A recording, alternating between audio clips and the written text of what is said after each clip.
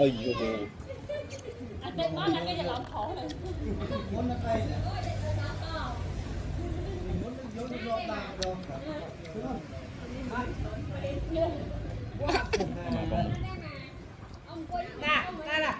làm thế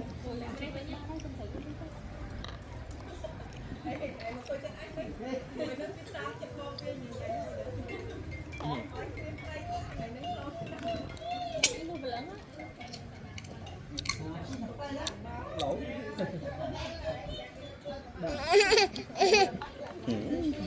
nó tiếng của ốm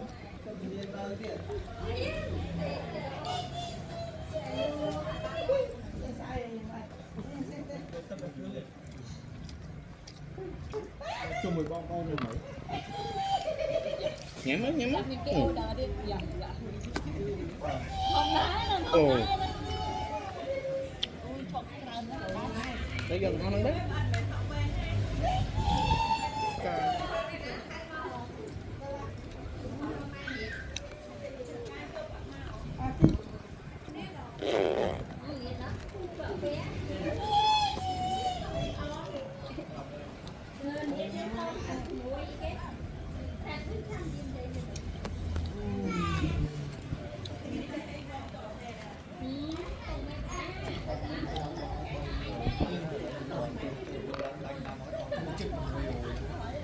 to túi này họ còn so là 20 giờ 10 bán cho tâm định không nó nhìn thấy ta tại nó thì phải cao nghe chân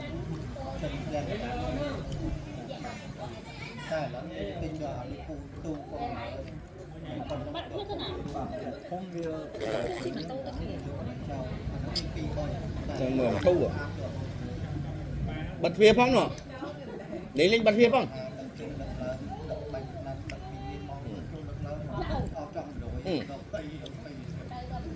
còn bây giờ nó nói bay năm nó đi bay mà đá cái con viên